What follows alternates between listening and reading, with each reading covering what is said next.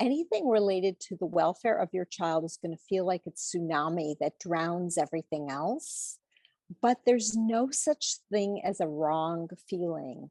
Mm. Process it, trust it, flow with it. You're in a journey. You have to trust the journey.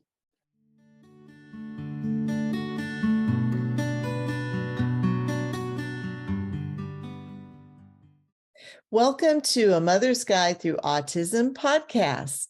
Today, our guest is Dr. Rita Eichenstein. Dr. Rita is a licensed psychologist with postdoctoral training in pediatric neuropsychology and special education. She specializes in pediatric neuropsychology assessments and parent training skills. Her areas of expertise include learning disabilities, attention deficit disorder, autism spectrum, gifted populations, and counseling parents of all ages. She is also the author of the award-winning book, Not What I Expected: Help and Hope for Parents of Atypical Children. Dr. Rita is a practical, interactive, and solution-focused clinician. She incorporates a blend of conventional and alternative approaches, drawing upon the latest discoveries in neuroscience, psychological theories, and educational research in order to incorporate what will be most helpful for each client. Welcome to Mother's Guide Through Autism, Dr. Rita. Right. I'm really excited to have Dr. Rita with us, and she is going to be talking to us about a variety of wonderful work that she's done for our community. Anybody listening out there today, if you're driving, you're going to want to re-listen to this episode. And if you're not, grab something to write with, and you're going to really enjoy this interview. We are doing the grief series, and we're going to be talking about that, but we're also going to talk about lots of different things. A book that Dr. Rita wrote, all kinds of different wonderful pieces of work that you're going to want to check out. So welcome to Mother's Guide Through Autism, Dr. Rita. Thank you. It's a pleasure to be here. So I'm going to dive in. I would love to know for you to share your background as a licensed psychologist and how you came to work with children with special needs and their parents. Okay, big question. So as I'm a neuropsychologist, actually. A neuropsychologist, and I said that in the biography, yes. Right, no, that's okay. So of course, I'm a psychologist first and primary.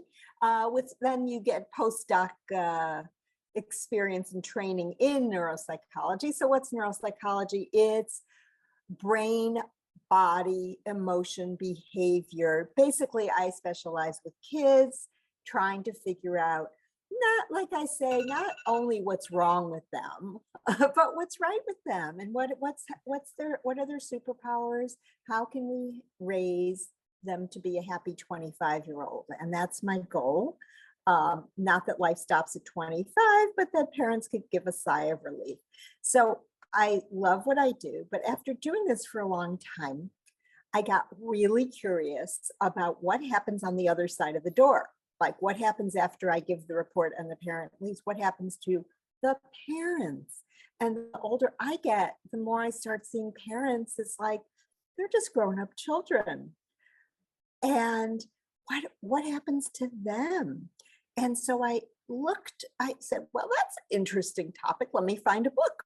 Surely something's been written about parents. And because I love to read and I love to research. So I thought that would be interesting. Maybe I have a book I can help parents. You should read this. And lo and behold, there was nothing.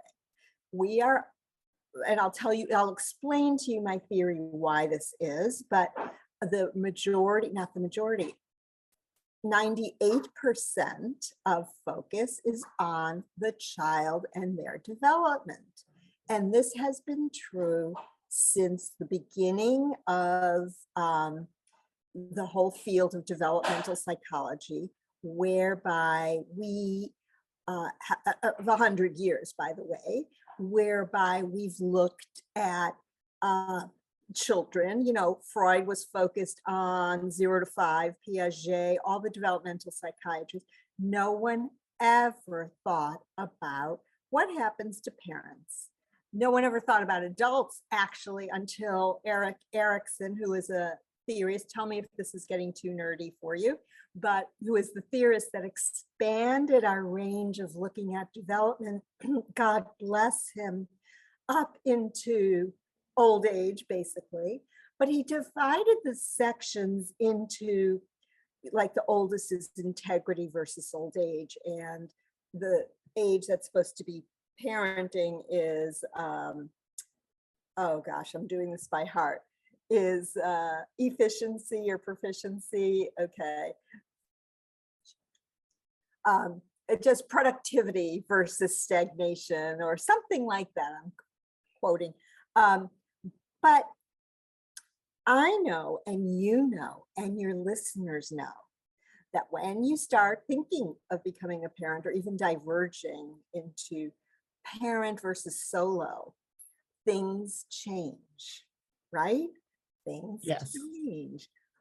Even the minute you have baby fever, and by the way, baby fever affects both males and females, gays, straights, trans, it does not make a difference. The urge to have a child, of course, it's not universal. There's lots of people that don't have the urge, but when you have the urge, things start to change. Your things in your brain start to change, your hormones start to change. And by the time you are a parent, your brain is slightly different, or you might feel completely different than your solo friend who comes to visit to see the cute little baby. And you know in your heart, oh my God, they have no idea what I'm going through.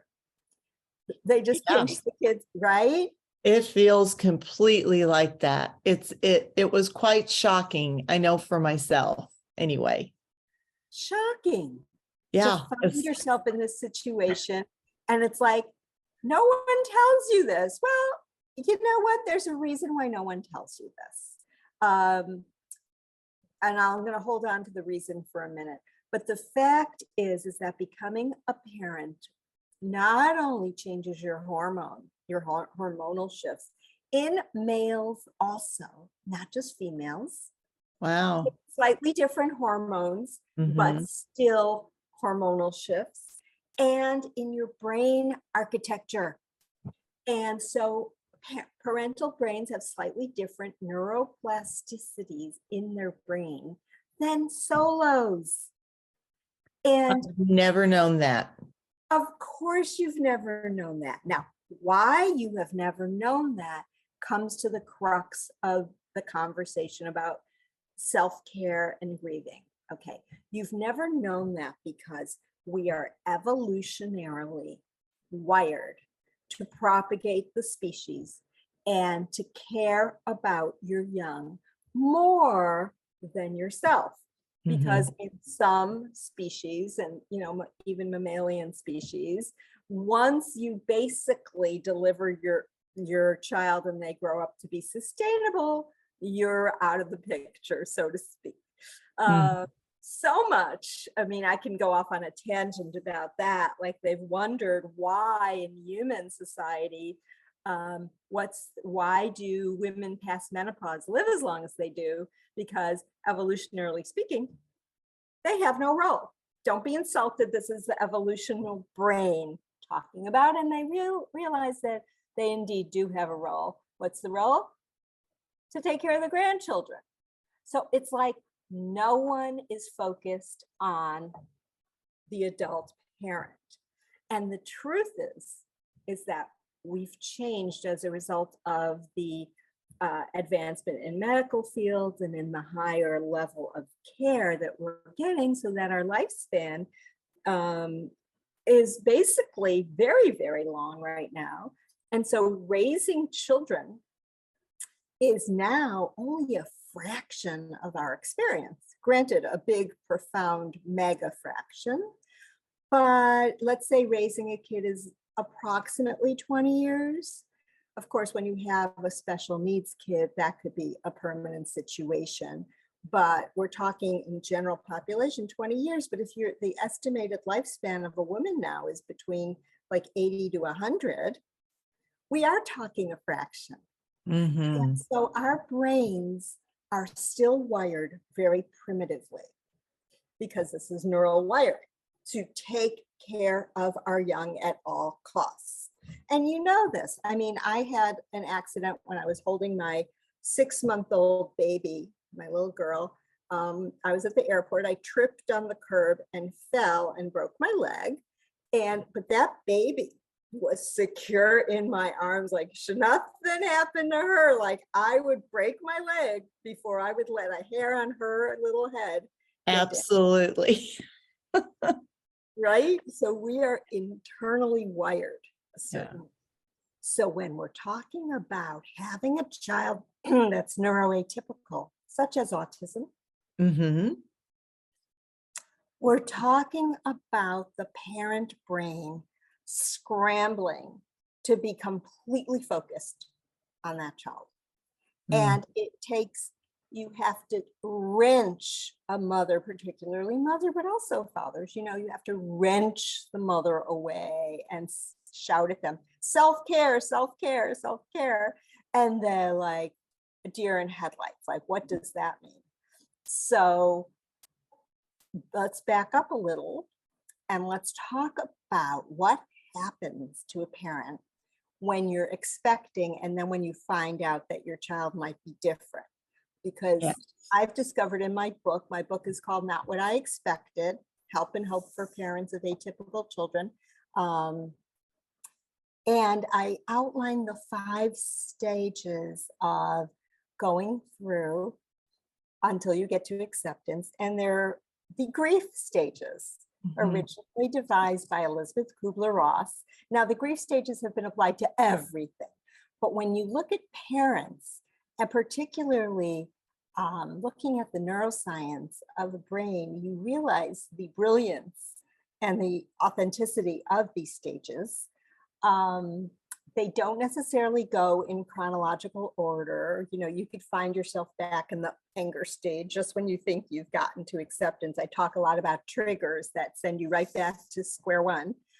But briefly, the stages, I'll outline the stages and we'll talk about it. Yeah, that would be great, because I talk, you know, as I coach moms, and there are the moms that normally reach out to me because it's exactly what you're saying. To get a mom to really step forward and ask for help for herself takes a great deal of courage. And you're right, it doesn't feel natural. It just doesn't. It feels selfish. I hear this all the time. I feel selfish. I need to be putting all my finances into my child's therapies. This doesn't make any sense, but I'm truly, truly on my knees. And so I'm going to reach out. So I love that you're going to be going through the stages of grief and the different triggers, and to realize you can be, I've been in all 5 stages at once. Very true. Very true. We can carry many feelings simultaneously in our hearts and still survive. Yeah. So I love that you're going to be talking about this. I think moms need to hear this. I think all parents need to hear this. I think everyone needs to hear this.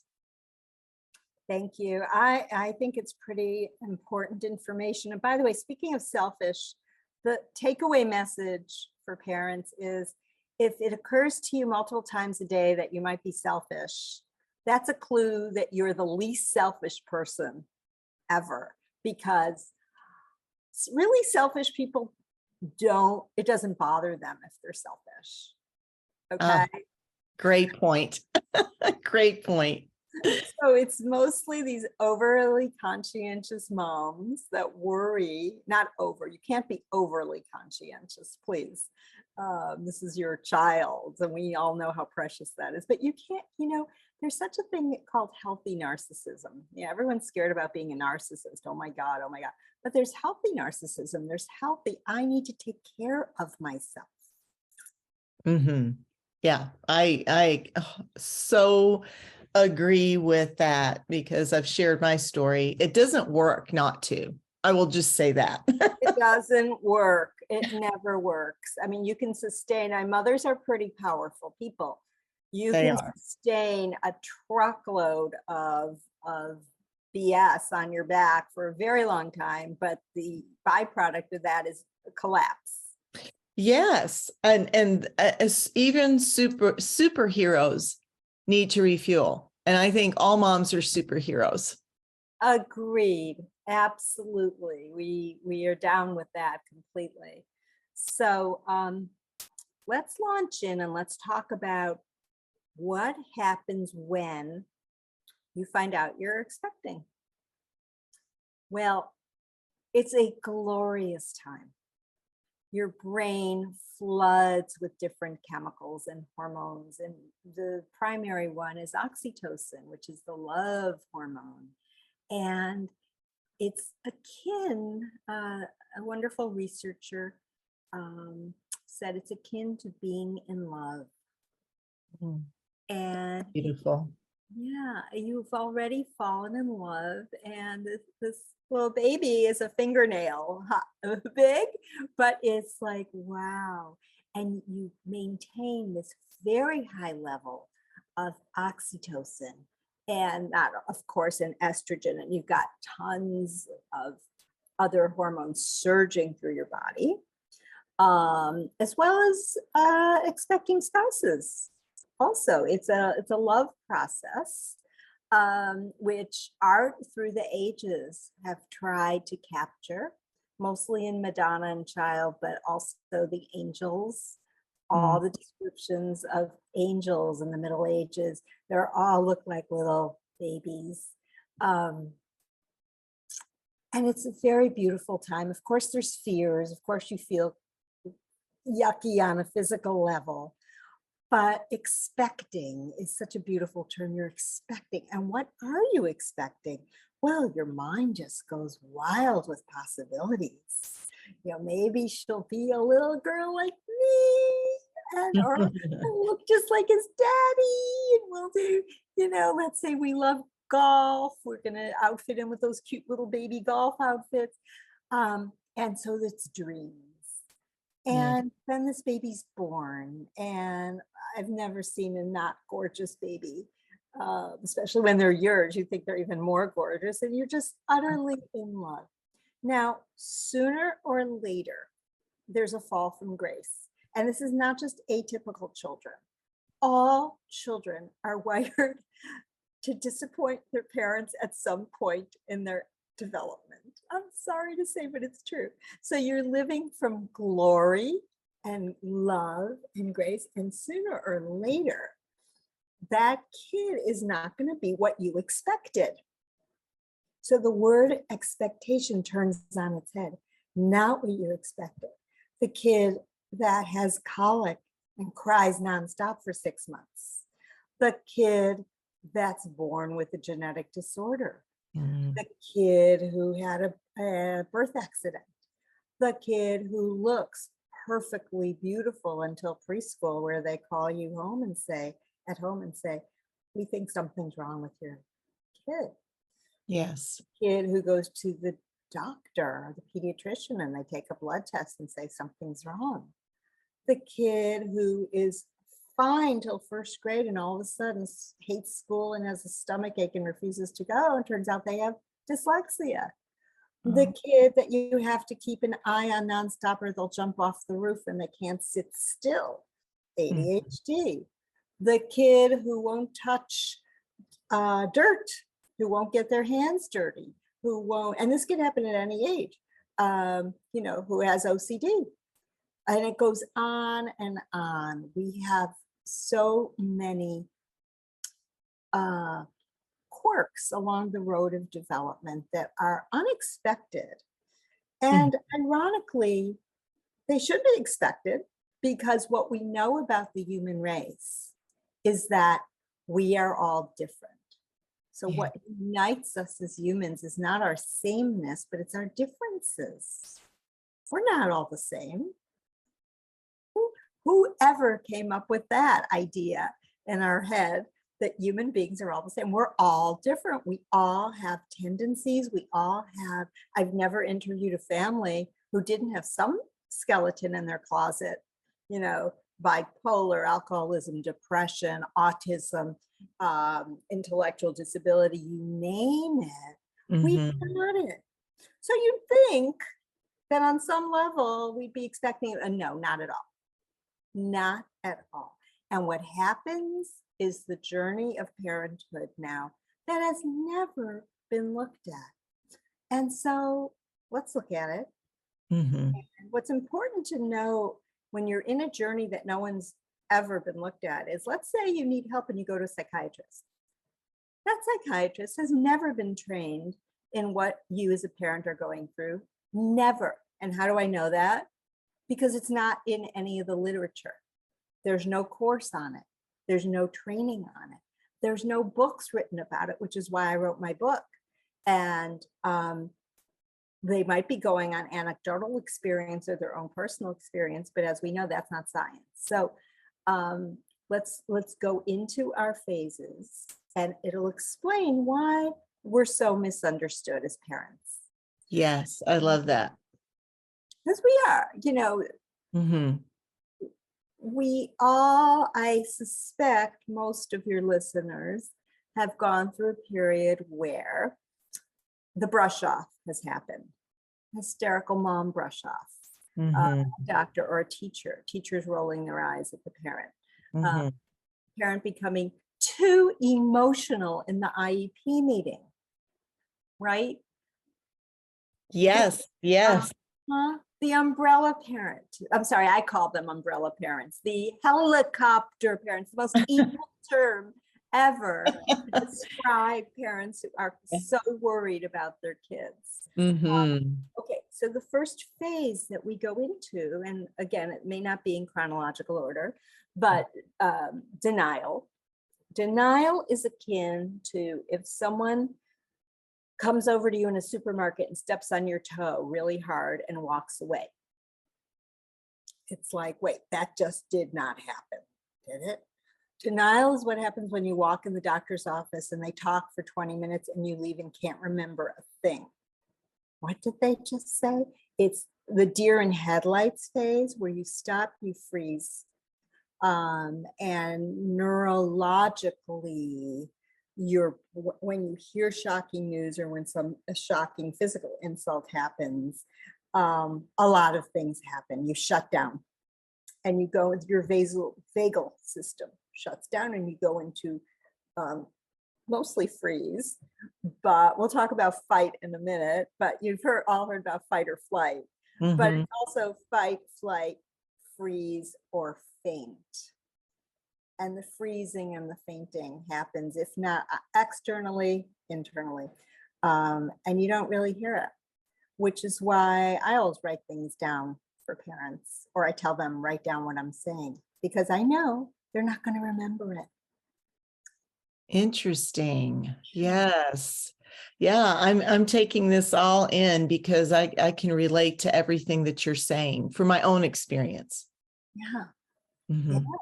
I mean, even a typical well baby checkup or well child checkup, write it down at the risk of them thinking you're one of those parents. Because guess what? We are one of those parents and proud of it. Yes. We don't want to miss it. We don't want to miss a thing, and we're not going to remember. We are fucking scared. It's okay. It's okay. I have no one sponsoring me. I am doing this because I love to do it. So you just be you. All is well. All right, good. So the denial is to ward off the fear and the disbelief that this is not my child. It's called not my child. You are not talking about my child. I'm sorry. And you go into this incredible defensiveness that goes into the next phase, which is anger. Anger is part of the process, people. And when you're in your anger phase, if they're going to say, oh, that angry mom, it's so demeaning. You're not angry, you're grieving. This is part of the grieving process of trying to understand how could this have happened? But all these emotions, they need a target. And primarily dads, because they are gifted with a lot of testosterone. And I didn't mention vasopressin, which is something that dads have in droves. It's a hormone, and it's the protective hormone. The Papa Bear protecting his cave. Men are wired to take care of their family, and at vasopressin. And this is very stereotypic gender generalizing, but wired to take care of their family. And that's why you often get grieving moms, angry dads, because they're both in the same journey. It's just like different process, and their body response and emotional response are different. Once you understand that, it really defangs them, doesn't it? It really does. This makes so much sense. Now, anger is dangerous also. It is. It is. Let's be clear. I don't want to defang a vicious abuser, and there are those. And so anger management and taking the steps is incredibly important. There's a nasty little statistic that children of special needs are more likely to be abused. Oh, I'm sorry. I know that hurts me. I know, but it's important. It's important for people to know that. Yeah, I think it is. And do not go into denial. Take action. Protect your kid. But let's move on. So from there, we go after the anger phase, which you process this anger. Remember, anger loves a target. So you're going to start blaming. It's the doctor, it's the parent, it's the school, it's the teacher, it's the environment, it's the chemicals, it's the vaccines, whatever you want to blame, you're blaming. So all of that moves into the bargaining stage, which is, all right, we as humans are designed to be fix-it people. We roll up our sleeves and say, let's fix this. So there's where Dr. Google comes into play, where mere mortal parents who have everything that they've been trained for, they haven't been trained for their child's specific issue, but they're going to research the heck out of it. So they do, and they arm themselves thinking that Dr. Google has now made them an expert. And their tendency is, and I'm not taking it away from them, because in my book, I do talk about real life people who have actually, you know, the movie Lorenzo's Oil, the Charlie diet. I talk about different people that I've interviewed that actually have rolled up their sleeves. They had the means and finances and did find cures that the doctors didn't know about. However, for mere mortals such as you and me, we don't, it doesn't happen like that. And you know, no, it doesn't. Definitely go Dr. Google, and now we have AI. Oh, AI is wonderful, but AI doesn't know more than we know, but you never know. Right. But so, yes, and there are medical changes happening all the time, but for the most part, you need to find people that you can trust. And here's where I talk about, you get your pull your army together. You're the CEO of your army, and you hire your experts, your foot soldiers, whoever's in your team, because it takes an army to raise a special needs child. It's not a village, it's an army. And you are allowed to hire and fire whoever you want, you're in charge, but pick a team of people that you're going to trust. Trust is essential. So once you get past your anger phase and you're bargaining, oh, you know, I'm going to try a gluten-free diet. I'm going to try multivitamin. I'm going to try mega vitamin. I'm going to try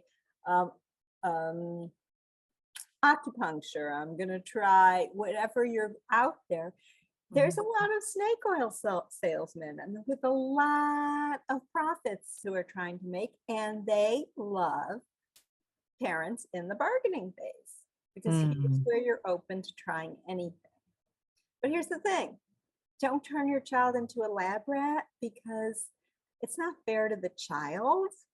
And there's very slick marketing behind a lot of these trainings and treatments and programs that don't have scientific research behind them. On the other hand, and there is always another hand, there are wonderful treatments out there. Absolutely, an early intervention is wonderful. As we know about neuroplasticity, you know, when a child is young, their brain is very plastic. It's not hard plastic, it's like Play-Doh, very soft, right? You can embed lots of learning, but even in our brains, we're also changing. So, but particularly children, you can, you know, really have an effect.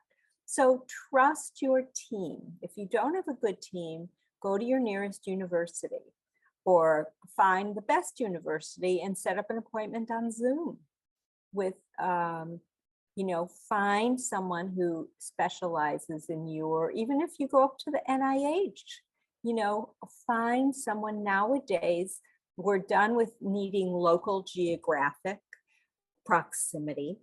You can literally reach out to anybody. You can go to the child clinic in London run by Dr. Simon Baron-Cohen. You can go to the Mayo Clinic, the Cleveland Clinic, or whatever clinic is at the top of your child's particular illness or difference. Yeah, and I want to jump in here because I think this is a good spot to ask this question. You know, when we started the interview, I had misspoken, said psychologist. I mean, knowing you're a neuropsychologist. So as a mom, and you're, you know, all these stages you're talking about, and hey, sometimes I'm still in the bargaining stage. And my son's 31. Oh, of course. Right. So how do you know who to reach out to? Because a psychologist, a neuropsychologist, a physician, a clinic, I mean, where would you, you know, as we are talking a bit about grief and managing this overwhelm, right? Where do you just start where you start? You start with your pediatrician. Okay, thank you. I Absolutely. think that's important for anyone listening to know that, because it's so easy. Like you said, now, when my son was diagnosed, the internet was just getting started, you know, I didn't have Dr. Google. Start with your pediatrician. You chose them for a reason. Yes. And and if they don't know, don't do it during a well baby checkup. Say, I'd like to set up a half hour, 30-minute, because they only book you in 15-minute increments. Right. And it's called the doorknob question, when the 15 minutes are up and your hand is on the door and you go, well, by the way, what do you feel about this protocol? And it's like, we're out of time. Set up a 30-minute or longer. They will do it if they're scheduled. And talk to them. They may not know, but they're your people. Say, here's what I'm thinking of doing. Here's what I find out. Who would you refer me to? Yeah, I love that. And I think that's important for our listeners to know, because, you know, while we're talking about grief and the overwhelm and the stress of all of it, I think knowing what that first step is and who to reach out to, I think helps. Right. So we don't get into all some of the things that are out there that aren't productive, you know. To say the least, not productive and expensive. I agree. I agree. the other thing, which is sort of unfortunate, but this is the fact of life, is that in the typical public school system, you can't rely on your teacher that much. You do form a nice relationship with them, but the teacher is in charge of educating the classroom. Mhm. And while some of them are lucky enough to have the time to reach out to individual kids and form relationships, it is beyond their training to talk about what to do when when it's not strictly educational. Mm, So they yeah, could good point. say, and I've worked with so many wonderful devoted teachers over the years, and I can say that they're always hesitant to say because it's not their training. They might think a child is on the autism spectrum, but they don't want to say it because what if they're wrong? They don't want to do that. They're Mhm. not trained in talking to parents. But as we're learning, no one is. No Yeah. one is. How many chairs are in the pediatrician's office for the mom to sit in? How who even takes who even it's just the neglected most important person is the parent who's going to really take care of the child, but they don't focus their uh, scientific attention on the parent. They're focused on the child. Anyone who works with developmental, any kind of specialty, the focus is on the child. And that's why I decided to widen the lens and understand that a child is not an individual. The child comes with people around them. How do you like that? And those Mhm. people really need to understand and tend to their own needs so that they can be the best for their child. So I don't want to miss the very important phase called depression. Hello, darkness, my old friend. And this is particularly endemic to women, whereas the men tend to get more angry. Not gender stereotyping, this is hormonal. Okay.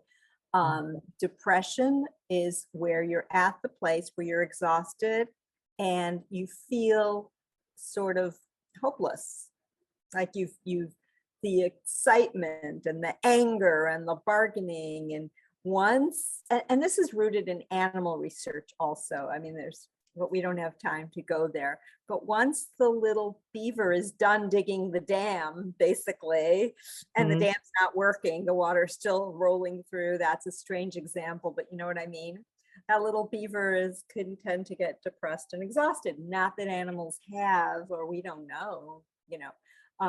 But we certainly have a huge emotional internal system that goes into depression when you're overtired, overtaxed, feeling like nothing's working, and mostly just exhausted, and you don't see a break coming up in the near future.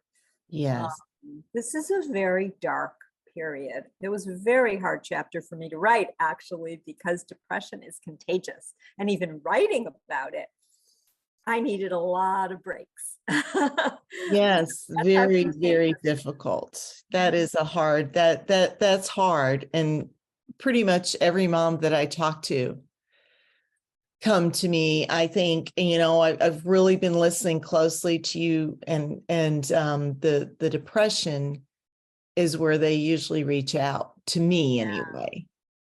So let's just take a moment, you and I, to send a message to those moms who are listening, who are Mhm. depressed. And we don't blame you for being depressed, but we love you. Yes. We are sending big hugs. We Yes. want you to know that this is not the end, this is the beginning. And Mhm. look at depression as a pothole that Yes. the car will eventually get out of. But you need to honor your feelings and take care of yourself right now. Right now, take a moment. Just lean back in your chair, stop what you're doing. If you're washing dishes or you're ironing or you're at work, sneaking in this podcast while you're working, just take a moment for a deep breath and honor yourself and give yourself, just physically wrap your arms around yourself and just give yourself a hug. And from the two of us, know that you will get through this. Yeah. Yeah, that tears me up because I can feel it. I feel it. And that was beautiful.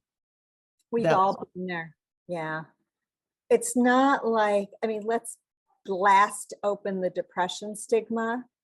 It's not like none of us have ever been depressed before, Mm. right? I mean, come on, women. We get you. We understand. And there's no shame in getting an antidepressant, by the way. Why not? If you're fighting it and saying, no, I can't get through this, like, why? They're out there. Of course, if you have a medical reason, but that's not the only thing. I don't want to go to that. Sometimes that ends up minimizing the complexity and the richness of your experience. So, and this is where we need to talk about the self-care. So chances are you are not giving yourself enough. How can I give myself enough? Do you know what I have to do? I've got 3 kids and each one has blah, blah, blah. We get it. I know. But there are gentle pauses. So in my book, I have a self-care menu where you can pick an appetizer, you can pick a little dessert, or you can pick a main course, depending on how much time you have. So an example of a teeny weeny appetizer is, again, leaning back in your chair, taking some deep breaths, holding your own hands, rubbing your hands, because you're devoid of oxytocin. So let's just add some touch and massage builds up oxytocin, believe it or not. And just breathe and close your eyes. Even, I know, right? Even when I try to get clients to close their eyes and breathe for 1 or 2 minutes, they feel like it's 30 minutes long. They can't stand it. Is it over? Is it over? Oh, it's just 2 minutes. It's like amazing how that really, how hard it is to give to yourself when you are wired to be the giver. Yes. Yes. I don't think, and I think the more conversations we have like this, the least amount of guilt, like relieving the guilt, like what is wrong with me? Why can't I feel better? I thought I was going to be able to get over it. Yes. We don't want to end before talking about the acceptance phase, which is absolutely a time of rebirth and finding that there is life after all. And yes, my child has a disorder. Yes, my child is different. Yes, I may never see the same accomplishments from my child that I would from others. But it's my child and I would never change. And our family is, after all this, a happy family. And there are gifts to be found within having an atypical child, gifts that will grow your heart and will turn you into a much different person. Forget about your solo friends. You've left the parents of typical, the soccer moms, you've left them in the dust. You're on a very special journey. So when you reach the acceptance phase, you are going to find that you're in a very different place. And these people, most often, such as yourself, Brigitte, will find themselves in leadership positions.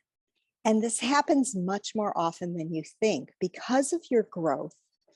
Yes, there are parents that say, oh my God, I got through that. I never want to go back that. I want to go golfing now.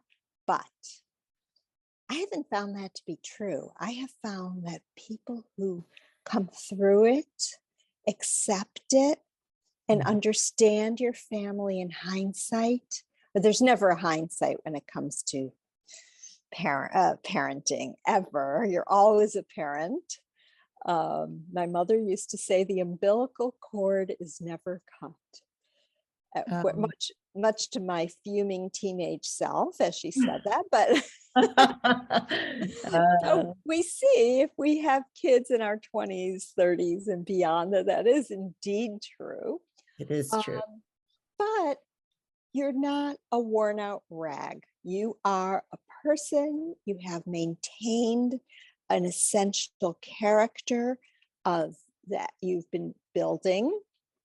Not that having special needs kids is character building. Oh my God, that would be a terrible thing to look at. But in hindsight, there are so many people who have turned themselves into leadership positions and their gifts to the world, opening up the possibilities of what this world could be like in many leadership positions. In other words, you have grown your leadership legs. You didn't realize it. You have grown your assertiveness. You have grown your self-confidence in ways that other people have not. And so becoming a parent of an atypical child has formed your brain into a very different pattern than had you not had a special needs situation. And you have life lessons that other people haven't learned yet. It's not that you want to be a leader all the time. You also want to be that person that knows who you are and takes care of yourself. And that should start as soon as you become aware of something that you'd like to do but aren't doing. I'd like to do more yoga. I'd like to join a knitting group. Oh, I've always wanted to be in a book club group. Oh, I've really wanted to extend my career. I really wanted to go back to school. All these I've really wanted to. Start making a plan. Doesn't have to mean you're going to jump into it right now when you're in the thick of it. But if you have a dream, don't give up on it. Just keep that dream in your mind. And you can manifest it. Maybe not now, maybe in 10 years. But like I said, our lifespan is much longer than just the parenthood phase. Mm-hmm. Yeah, I'm taking this all in, and I personally can relate to everything that you're saying. From my life experience with Joseph being 31 now. So when you go through finally getting through this acceptance stage, and we had already talked about that, you can get triggered and hop right back into one of the previous stages we talked about.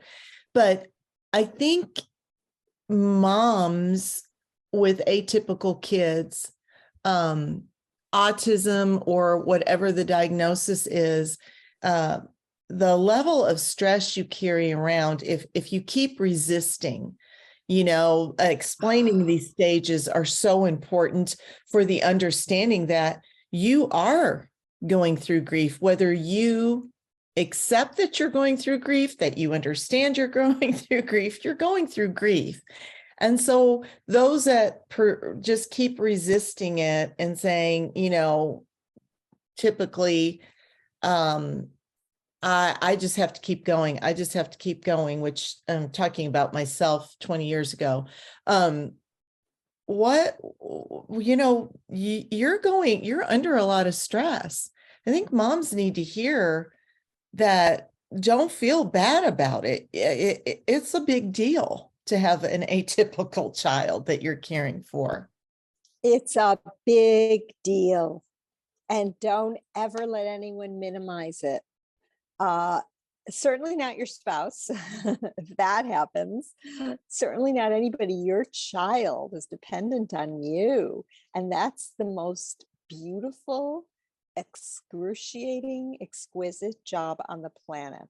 Mm-hmm. The fact that the job description is so meager is a result of our society neglecting women and women's health and women's needs, and forget it, neglecting parents. Yes. There's a massive neglect. And so we've just taken a step to one little step to eradicate that problem by talking about it and bringing it out. Yes.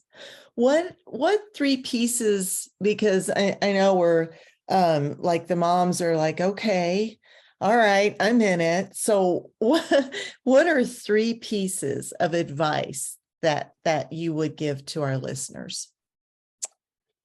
So I would say, one, take time to get in touch with your feelings. Anything related to the welfare of your child is going to feel like a tsunami that drowns everything else. But there's no such thing as a wrong feeling. Process it, trust it, flow with it. You're in a journey. You have to trust the journey. Number two, self-care is not overrated. Your kids are going to tax your emotional and physical resources to the max. And the more you give, it's like a bottomless pit. So make sure you take time to refresh and renew. There, you have to.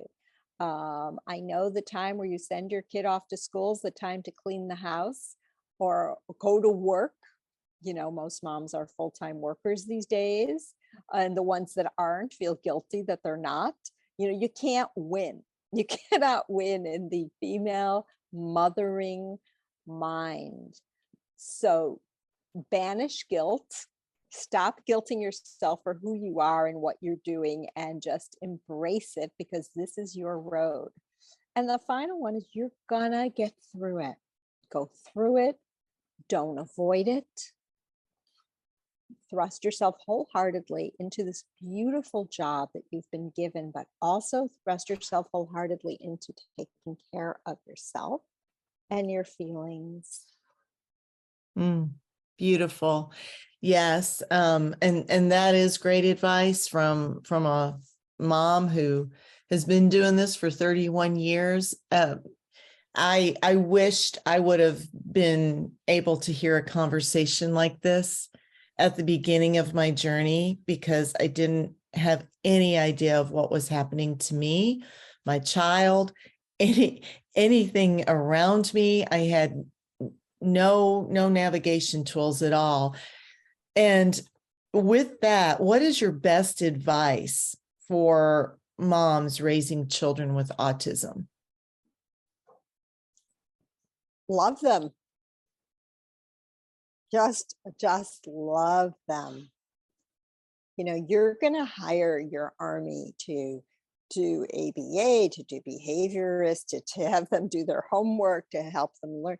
But love is irreplaceable. Yes, I feel that. I feel that.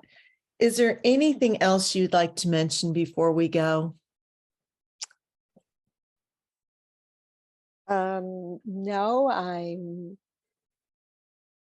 think we covered just about everything. You can find my book, Not What I Expected, Help and Hope for Parents of Atypical Children, on Amazon. And you can find me at my website, drritaeichenstein.com.